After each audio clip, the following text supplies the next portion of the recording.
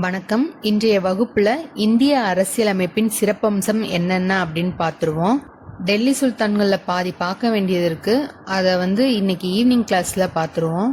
அரசியலமைப்பின் சிறப்பம்சம் அப்படின்றது நம்ம எப்படி மற்ற நாட்டு அரசியலமைப்புல இருந்து வேறுபட்டிருக்கோம், நம்ம நாட்டோட அரசியலமைப்பின் சிறப்பம்சம் ஸ்பெஷாலிட்டி என்ன அப்படின்றத பார்க்க போறோம். ஃபர்ஸ்ட் என்ன அப்படின்னா லென்த்தியஸ்ட் ரிட்டன் கான்ஸ்டியூஷன், மிக நீண்ட எழுதப்பட்ட அரசியலமைப்பு. நம்ம அரசியலமைப்பு உருவானும் போதே 8 ஷெட்யூல், 22 பார்ட்ஸ், 395 ஆர்டிகல் இருந்துச்சு. இப்போ எத்தனை ஷெட்யூல் இருக்குன்னா 12 ஷெட்யூல், 25 பார்ட், 448 ஆர்டிகல். இதே இது யூஎஸ் கான்ஸ்டியூஷனை எடுத்தோம்னா அங்க மொத்தமே 7 ஆர்டிகல் தான் இருக்கு. பிரிட்டன் அரசியலமைப்புன்றது எழுதப்படாத அரசியலமைப்பு. நமக்கு ஏன் இவ்வளவு ஆர்டிகல்ஸ் இருக்கு, ஏன் இவ்வளவு வாஸ்டா இருக்கு அப்படின்னு பார்த்தோம்னா நம்மளுடைய geographical factor one of the reason. வரலாற்று காரணமும் இருக்கு. ஏன்னா நம்ம government of India act 1935 base பண்ணியும் நம்ம கான்ஸ்டியூஷனை உருவாக்கி இருந்திருப்போம். அதுக்கப்புறம் நம்மளுடைய அரசியலமைப்பு நிர்ணய சபையில சட்ட வல்லுநர்கள் அதிகமா இருந்திருப்பாங்க. அவங்க நிறைய டைம் எடுத்து நிறைய சேஞ்சஸ் கொண்டு வந்து இவ்வளோ தூரம் அரசியலமைப்பை பெருசாகி இருப்பாங்க. நம்ம அரசியலமைப்புல நிர்வாகம் பண்றதுக்கு அடிப்படையான விஷயங்களை மட்டும் சொல்லல, அதை டீட்டெயிலாகவும் எக்ஸ்பிளைன் பண்ணியிருக்காங்க. அதுவும் ஒரு காரணம். வேரியஸ் சோர்சஸ், பல்வேறு நாடுகளிலிருந்து பெறப்பட்டவை. நம்ம அரசியலமைப்பு உருவாகும் போதே பார்த்தோம், நம்ம 60 கண்ட்ரியை ரெஃபர் பண்ணி தான் நம்ம கான்ஸ்டியூஷனை உருவாக்கி இருந்திருப்போம். ஓகே, நம்ம கான்ஸ்டியூஷனோட ஸ்ட்ரக்சரல் பார்ட்டை கவர்மெண்ட் ஆஃப் இந்தியா ஆக்ட் 1935 மூலமா தான் நம்ம உருவாக்கி இருந்திருப்போம். இந்த ஆக்ட் மூலமா நம்ம office of governor, public service commission, emergency provisions, அப்புறம் சில அட்மினிஸ்ட்ரேட்டிவ் டீட்டெயில்லாம் நம்ம இந்த ஆக்ட் மூலமா தான் எடுத்து நம்ம கான்ஸ்டியூஷனை உருவாக்கி இருந்திருப்போம். பிலாசபிக்கல் பார்ட் அப்படின்றது ஃபண்டமெண்டல் ரைட்ஸ் அண்ட் டிபிஎஸ்பி. இந்த ஃபண்டமெண்டல் ரைட்ஸை அமெரிக்கன் கான்ஸ்டியூஷன்லயும் டிபிஎஸ்பியை ஐரிஷ் கான்ஸ்டியூஷன்ல எடுத்திருப்போம். யூஎஸ் கான்ஸ்டியூஷன்ல இருந்து நம்ம என்னென்ன எடுத்திருக்கோம் அப்படின்னா ஆல்ரெடி பார்த்தோம், பிரியாம்பலும் யூஎஸ் கான்ஸ்டியூஷன்ல இருந்து தான் எடுத்தோம். Fundamental rights, independence of judiciary, judicial review, impeachment of the president, பிரசிடென்ட்டோட பதவி நீக்கம்ன்றதும் நம்ம யூஎஸ் கான்ஸ்டியூஷன்ல இருந்து தான் எடுத்திருப்போம். அதுக்கப்புறம் supreme court and high court judges remove பண்றது. அதுக்கப்புறம் போஸ்ட் ஆஃப் வைஸ் பிரசிடென்ட், இப்போதைக்குள்ள பப்ளிக் இன்ட்ரெஸ்ட் லிட்டிகேஷன் பிஏஎல் வழக்கு போடுறதும் நம்ம யூஎஸ் கான்ஸ்டியூஷன்ல இருந்து தான் நம்ம பார்த்து இன்ஸ்பயர் ஆகி எடுத்திருப்போம். ஐரிஷ் கான்ஸ்டியூஷன்ல இருந்து என்னென்ன எடுத்திருப்போம் அப்படின்னா டிபிஎஸ்பி, ராஜ்யசபாவுக்கு மெம்பரை நாமினேட் பண்றோமா, அந்த நாமினேட் பண்றத அந்த ஐரிஷ் கான்ஸ்டியூஷன்ல இருந்து தான் நம்ம எடுத்திருப்போம். அப்புறம் method of election of president, பிரசிடென்ட்டோட எலெக்ஷன் மெத்தடை ஐரிஷ் கான்ஸ்டியூஷன்ல இருந்து நம்ம எடுத்திருந்தோம்.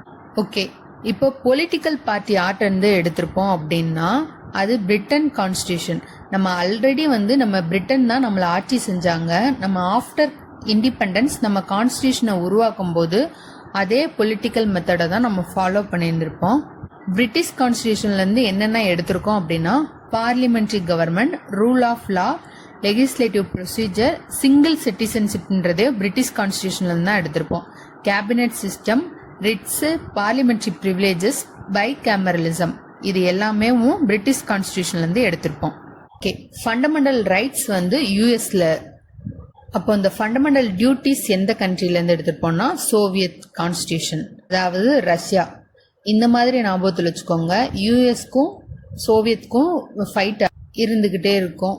அதனால ஃபண்டமெண்டல் ரைட்ஸ்னா யூஎஸ், ஃபண்டமெண்டல் டியூட்டிஸ்னா ரஷ்யா. நம்ம ஆல்ரெடி பார்த்துருக்கோம், ரஷ்ய புரட்சியில இருந்து நம்ம பிரியாம்பிள்ல என்னென்ன எடுத்திருக்கோம் அப்படின்ட்டு. ஐடியல் ஆஃப் ஜஸ்டிஸ், பிரெஞ்சு புரட்சியில இருந்து என்னென்ன எடுத்திருக்கோம், ideals of liberty, equality, fraternity மற்றும் ரிபப்ளிக். அதுக்கப்புறம் சவுத் ஆப்பிரிக்கன் கான்ஸ்டியூஷன்ல இருந்து நம்ம கான்ஸ்டியூஷனை திருத்தம் செய்யறதுக்கான வழிமுறைகளை சவுத் ஆப்பிரிக்கன் கான்ஸ்டியூஷன்ல இருந்து எடுத்திருப்போம். அங்க இருந்து தான் ராஜ்யசபா மெம்பரோட எலெக்ஷனை சவுத் ஆப்பிரிக்கன் கான்ஸ்டியூஷன்ல இருந்து எடுத்திருப்போம். நம்ம இப்பதான் பார்த்தோம், ஐரிஷ் கான்ஸ்டியூஷன்ல இருந்து ராஜ்யசபாவுக்கு நாமினேட் பண்ணப்படுற மெம்பர்ஸை பார்த்தோம். கனடியன் கான்ஸ்டியூஷன்ல இருந்து மேக்சிமம் எடுத்தது எல்லாமே யூனிட்டரி ஃபீச்சர்ஸா தான் எடுத்திருப்போம். அதாவது appointment of state governor by the centre. இப்ப மாநில ஆளுநரை மத்தியில நியமிக்கிறதுக்கு பேர் தான் யூனிட்டரி ஃபீச்சர்ஸ். அப்புறம் advisory jurisdiction of the supreme court, federation with a strong centre, மீதி இருக்கிற பவரை வந்து சென்டர் கிட்டேவும் கொடுக்கறது, vesting of residuary powers in the centre. Australian கான்ஸ்டியூஷன்ல இருந்து மெயினா 2 விஷயங்களை எடுத்திருப்போம். ஒன்னு வந்து கன்கரண்ட் லிஸ்ட். கன்கரண்ட் லிஸ்ட் அப்படின்றது பொதுப்பட்டியல். இதுல சென்டர் மற்றும் ஸ்டேட் 2 பேருமே இதுல இருக்கிற சப்ஜெக்ட்ல சட்டம் இயற்றலாம். Okay, third one blend of rigidity and flexibility, நெகிழும் மற்றும் நெகிழாத்தன்மை அப்படின்றது என்ன அப்படின்னா, நம்ம கான்ஸ்டியூஷனை திருத்தம் செய்யறதுக்கான சில வழிமுறைகள் இருக்கும்ல, நம்ம இப்பதான் பார்த்தோம். அந்த வழிமுறைகளை வந்து நம்ம எந்த நாட்டுல இருந்து எடுத்தோம்னா சவுத் ஆப்பிரிக்கன் கான்ஸ்டியூஷன்ல இருந்து. திருத்தம் பண்ற ப்ரொசீஜர் வந்து சாதாரண சட்டத்தை வந்து திருத்துற மாதிரியும் இருந்துச்சு அப்படின்னா ரொம்ப ஈஸியா இருக்கும்ல திருத்தம் பண்றதுக்கு. அது ஃபிளெக்சிபிளா இருக்குதுன்னு அர்த்தம். கான்ஸ்டியூஷனையும் நம்ம திருத்துறதுக்கு ஒரு ஸ்பெஷல் ப்ரொசீஜர் வச்சிருந்தோம் அப்படின்னா அது வந்து ரிஜிடா இருக்கு. நம்ம நாட்டுல வந்து 2 மெத்தடையுமே ஃபாலோ பண்றோம். சிம்பிள் மெஜாரிட்டி மூலமாவும் கான்ஸ்டியூஷனை திருத்தம் பண்ணலாம். ஸ்பெஷல் மெஜாரிட்டி மூலமா, அதாவது ஆர்டிகல் 368ல 2 விதமா வந்து கான்ஸ்டியூஷனை திருத்தம் பண்ணலாம். நம்ம நாட்டுல வந்து 2 மெத்தடையுமே ஃபாலோ பண்றோம். சிம்பிள் மெஜாரிட்டி மூலமாவும் கான்ஸ்டியூஷனை திருத்தம் பண்ணலாம். ஸ்பெஷல் மெஜாரிட்டி மூலமா, அதாவது ஆர்டிகல் 368ல 2 விதமா வந்து கான்ஸ்டியூஷனை திருத்தம் பண்ணலாம். இன்னொன்னு என்னன்னா, ஸ்பெஷல் மெஜாரிட்டி இருக்கணும், அதே நேரத்துல ஸ்டேட்ல இருந்து ராட்டிஃபை ஆயிருக்கணும். இந்த கான்ஸ்டியூஷனல் அமெண்ட்மெண்ட்டை நம்ம எப்படி மூவ் பண்ணுவோம் அப்படின்னா, நம்ம 2 ஹவுஸ்லயுமே மூவ் பண்ணலாம். ஒன்னு ராஜ்யசபால பண்ணலாம், அப்படி இல்லைன்னா லோக்சபால இனிஷியேட் பண்ணலாம். இத மெம்பரோ இல்ல மினிஸ்டரோ 2 பேத்துல யார் வேணாலும் இனிஷியேட் பண்ணலாம். பிரசிடென்ட்டோட ஒப்புதல் வந்து தேவை கிடையாது முன்னாடியே நம்ம இனிஷியேட் பண்றதுக்கு. பிரசிடென்ட்டோட பெர்மிஷனோட தான் இனிஷியேட் பண்ணணுமா அப்படின்னு கேட்டா அப்படி இல்ல. நம்ம அவரோட பெர்மிஷன் இல்லாமலேயும் நம்ம மினிஸ்டரோ இல்ல மெம்பரோ வந்து பார்லிமெண்ட்ல இன்ட்ரோடியூஸ் பண்ணலாம். 2 ஹவுஸ்லயுமே பில்லு தனித்தனியா பாஸ் ஆகணும். அப்படி பாஸ் ஆகல அப்படின்னா 2 பேருக்கும் ஜாயிண்ட் சிட்டிங் அப்படிலாம் எதுவும் கிடையாது கான்ஸ்டியூஷனல் அமெண்ட்மெண்ட்டை பொறுத்த வரைக்கும். அப்படி பாஸ் ஆயிடுச்சு அப்படின்னா குடியரசுத் தலைவரோட ஒப்புதலின் பேர்ல ஒரு திருத்தமா வெளியில வரும். 4th one federal system with unitary bias, அதாவது கூட்டாட்சியுடன் கூடிய ஒற்றையாட்சி அமைப்பை கொண்டது நம்மளுடைய அரசியலமைப்பு. இப்ப ஃபெடரல் அப்படின்னா என்னென்ன ஃபீச்சர்லாம் இருக்கும்?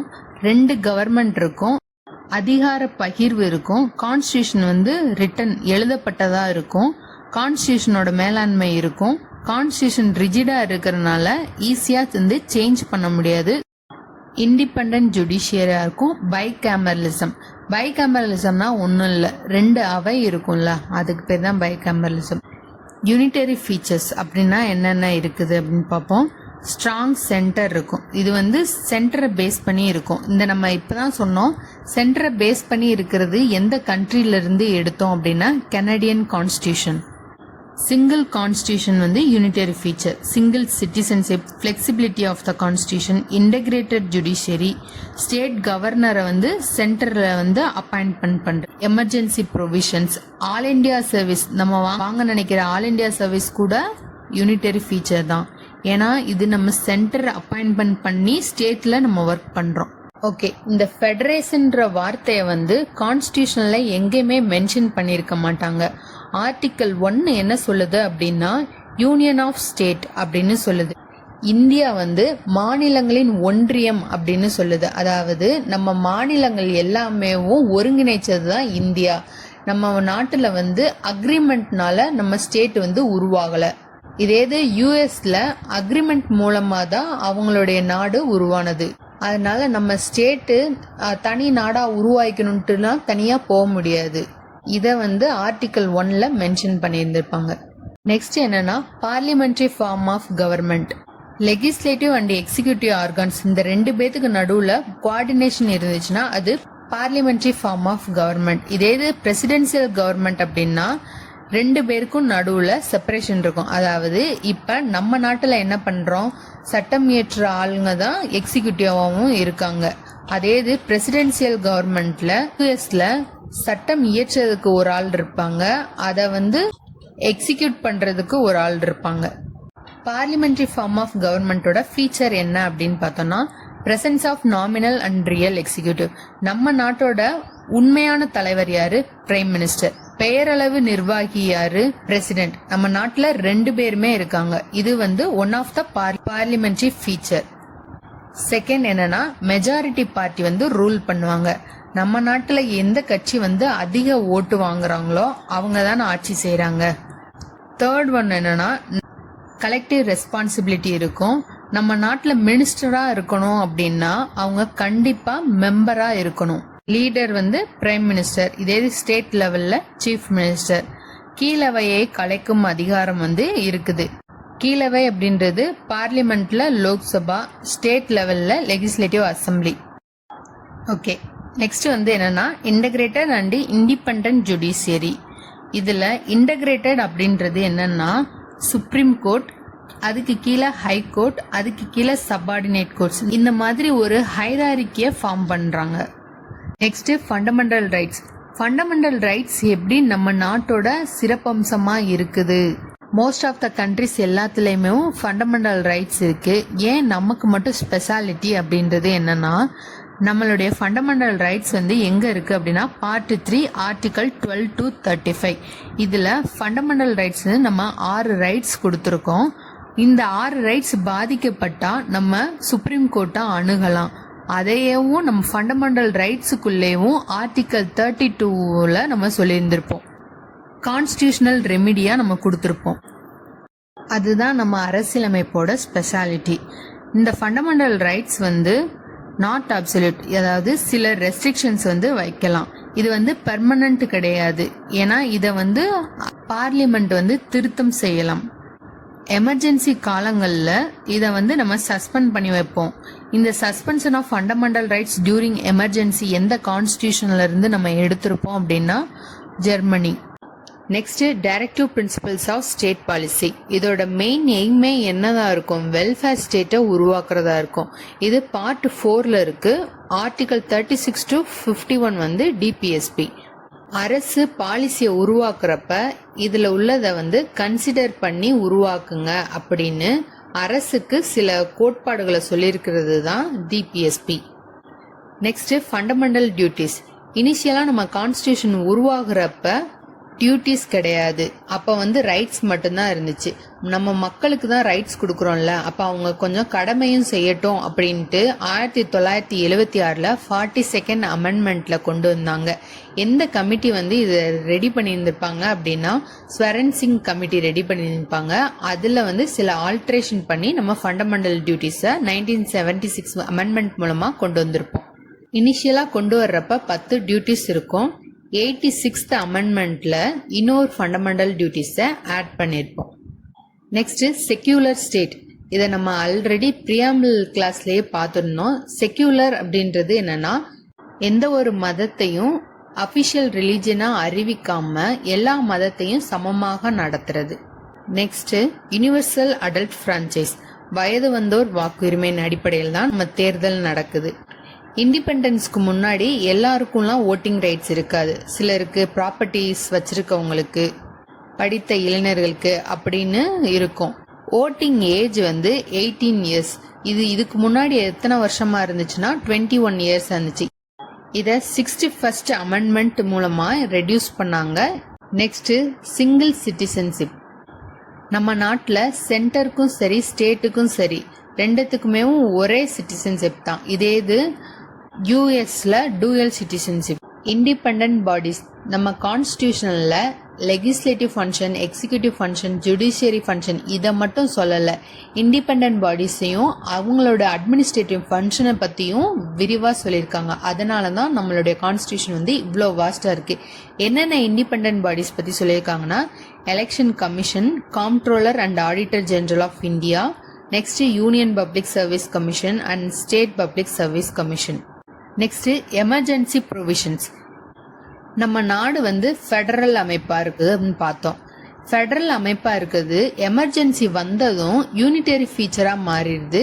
எதையும் அமெண்ட்மெண்ட் பண்ணாம யூனிட்டரி ஸ்ட்ரக்சரா மாறிடுது.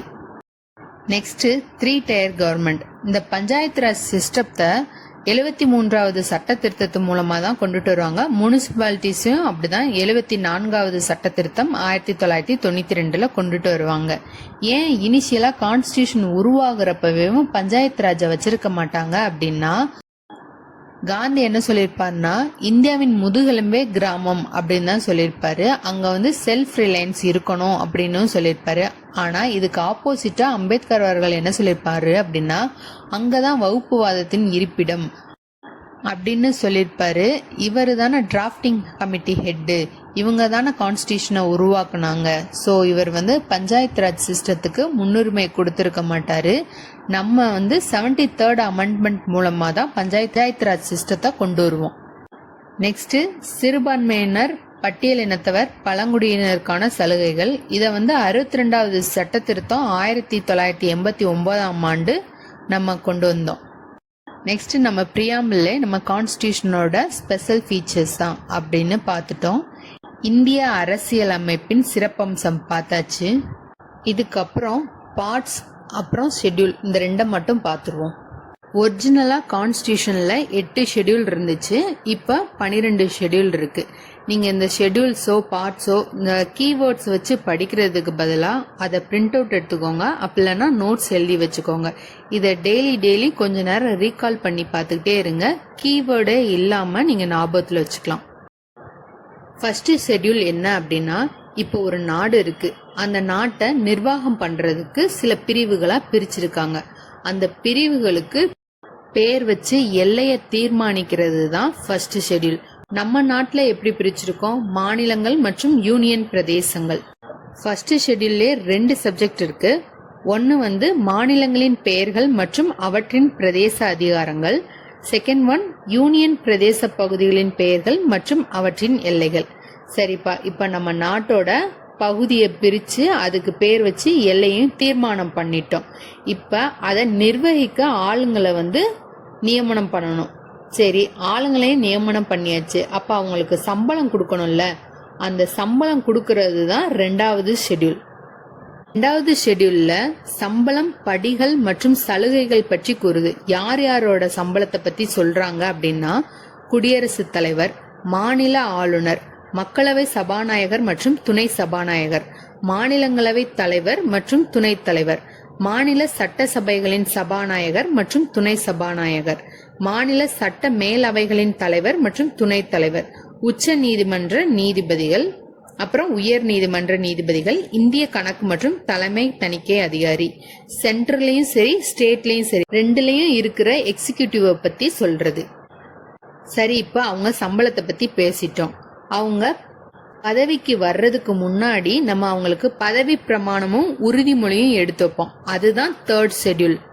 இதுல யார் யாருக்கெல்லாம் பதவி பிரமாணத்தை பத்தி பேசுது அப்படின்னா, இதுல பிரசிடென்ட்டோ கவர்னரோ பத்தின பதவி பிரமாணத்தை பத்தி சொல்லியிருக்க மாட்டாங்க. 3rd ஷெட்யூல்ல யூனியன் மினிஸ்டர், தேர்தல்ல வேட்பாளரா போட்டியிடுறவங்களுக்கும் பதவி பிரமாணத்தை பத்தி பேசியிருப்பாங்க. பாராளுமன்ற உறுப்பினர், உச்ச நீதிமன்ற நீதிபதி, சிஏஜி தான், மாநில அமைச்சர்கள், மாநில சட்டசபை தேர்தல் வேட்பாளர், மாநில சட்டசபை உறுப்பினர், உயர் நீதிமன்ற நீதிபதிகள். இப்போ நிர்வாகிகள்லாம் ரெடி பண்ணியாச்சு. அவங்களுக்கு பதவி பிரமாணமும் செஞ்சு வச்சுட்டோம். இப்ப அவங்கள ஒரு பிளேஸ்ல போய் உட்கார வைப்போம்ல, அது என்னது அப்படின்னு பார்த்தோம்னா ராஜ்யசபா அப்படின்னு ஞாபகத்தில் வச்சுக்கோங்க. 4th ஷெட்யூல்ன்றது மாநிலங்களவையில் மாநிலங்கள் மற்றும் யூனியன் பிரதேசங்களுக்கான இடஒதுக்கீடு. ஓகே, இப்ப நிர்வாகம் பண்ண ஆட்கள் எல்லாம் நம்ம செட் பண்ணி வச்சாச்சு. அப்ப யாரை நிர்வகிக்க போறாங்க அப்படின்னு பார்த்தோன்னா, பட்டியல் இனத்தவர் மற்றும் பட்டியல் பழங்குடியினர் அவங்க இருக்கிற பகுதிகளை நிர்வகிக்கிறத பத்தி பேசுறது தான் இந்த 5வது ஷெட்யூல். சரி, அவங்கள மட்டும்தான் நிர்வாகம் பண்ண போறோமா அப்படின்னு கேட்டா இல்ல. ஒரு 4 ஸ்டேட் இருக்கு. அந்த 4 ஸ்டேட்ல உள்ள பழங்குடியின பகுதிகளை நிர்வாகம் செய்ய போறாங்க. அதை பத்தி சொல்றது 6வது ஷெட்யூல்.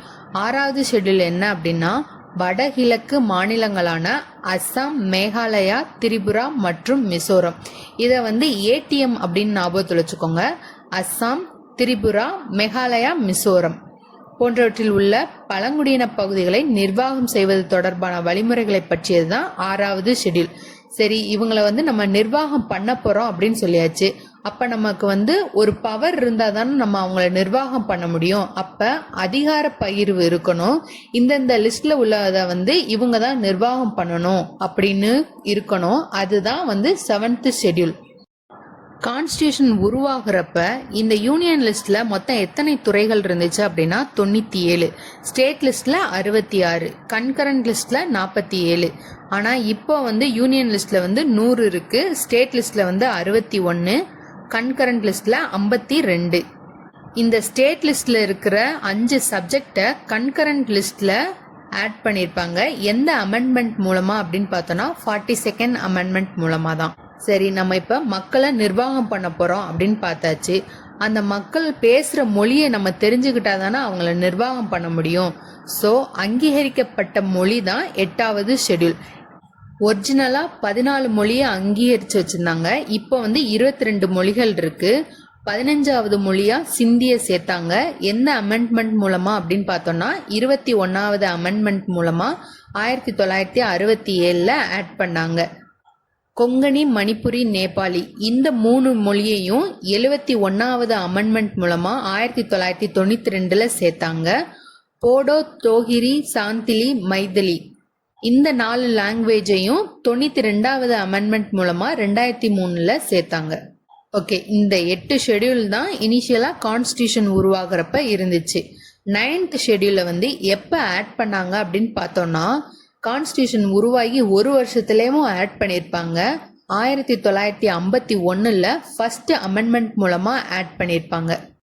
இந்த ஷெட்யூலை எதுக்காக கிரியேட் பண்ணாங்க, என்னென்னலாம் இருக்குது அப்படின்னு பார்த்தோம்னா நில சீர்திருத்தம், ஜமீன்தாரி முறை ஒழிக்கிறது, இந்த விதிமுறைகள்லாம் வந்து இதுல தான் இருக்குது.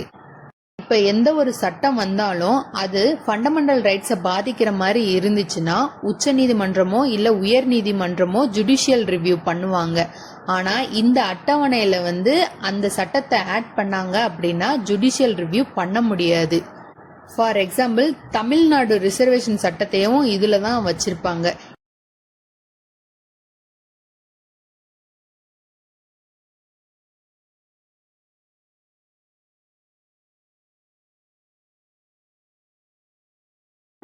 ஒரிஜினலா இந்த அட்டவணையை சேர்க்கும் போது 13 சட்டம் இருந்துச்சு. இப்போ 284 சட்டம் இதுக்குள்ள இருக்கு.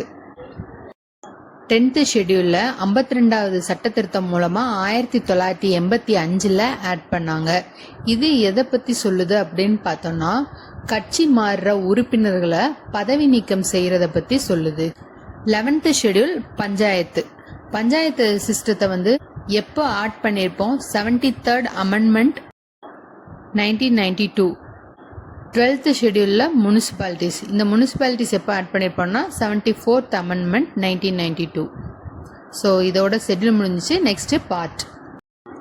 கான்ஸ்டியூஷன் உருவாகிறப்ப 22 பார்ட் இருந்துச்சு. இப்போ வந்து மொத்தம் 25 பார்ட்ஸ் இருக்கு.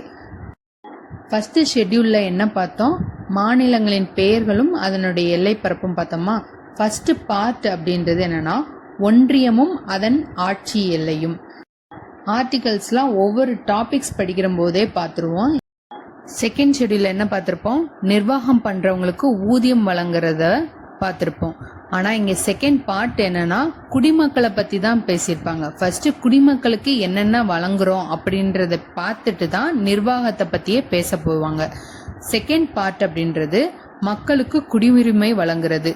தேர்ட் பார்ட் அப்படின்றது அவங்களுக்கு உரிமை வழங்குறது. தேர்ட் பார்ட்ன்றது அடிப்படை உரிமைகள். ஃபோர்த் அப்படின்றது என்னன்னா அரசுக்கு வழிகாட்டும் நெறிமுறை கோட்பாடுகள். அதாவது மக்களுக்கு பாலிசி கிரியேட் பண்ணும்போது இந்த விஷயங்கள்லாம் ஞாபகத்துல வச்சுக்கோங்கப்பா அப்படின்னு அரசுக்கு சொல்றது. ஸோ ஃபோர்த் வந்து டிபிஎஸ்பி. நெக்ஸ்ட் 4A, இதுல ஃபண்டமெண்டல் டியூட்டிஸை ஆட் பண்ணியிருப்பாங்க. இனிஷியலா கான்ஸ்டியூஷனல் இல்ல, எந்த அமெண்ட்மெண்ட் மூலமா ஆட் பண்ணாங்க அப்படின்னு பார்த்தோம். 42nd அமெண்ட்மெண்ட் மூலமா 1976ல ஆட் பண்ணியிருப்பாங்க. இப்பதான் நிர்வாகத்தை பத்தியே சொல்றாங்க. பார்ட் 5 வந்து மத்திய அரசாங்கம். இதுல நிர்வாகத்துறை, பாராளுமன்றம், குடியரசுத் தலைவரின் சட்டம் இயற்றும் அதிகாரம், உச்ச நீதிமன்றம், இந்திய கணக்காய்வு மற்றும் தணிக்கைத்துறை தலைவர், இவ்வளவையும் பார்ட் 5ல வந்து இருக்கும். பார்ட் 6ல் மாநில அரசாங்கம் இருக்கும். இதில் ஃபர்ஸ்ட் வந்து ஜென்ரலாக ஒரு சாப்டர் இருக்கும். அதுக்கப்புறம் நிர்வாகத்தை பற்றி இருக்கும். தேர்டு வந்து மாநில சட்டமன்றம், ஆளுநரின் சட்டம் இயற்றும் அதிகாரம், உயர் நீதிமன்றம், துணை நீதிமன்றம், இது எல்லாமே 6th சாப்டரில் இருக்கும். இப்போ யூனியன் பார்த்தாச்சு, ஸ்டேட் பார்த்தாச்சு. அதுக்கப்புறம் யூனியன் பிரதேசம் வந்து 8th சாப்டராக இருக்கும். 7th சாப்டரை வந்து டெலீட் பண்ணியிருப்பாங்க, அதாவது ரிப்பல் பண்ணியிருப்பாங்க. அது 7வது சட்ட திருத்தம் 1956 பண்ணியிருப்பாங்க. ஸோ 7வது பார்ட் வந்து கிடையாது. 8வது பார்ட் வந்து யூனியன் பிரதேசங்கள்.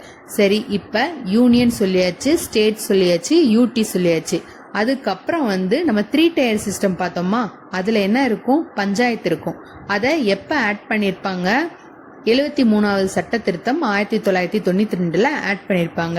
எத்தனாவது பார்ட்டில் வச்சிருப்பாங்க அப்படின்னா 9வது பார்ட்.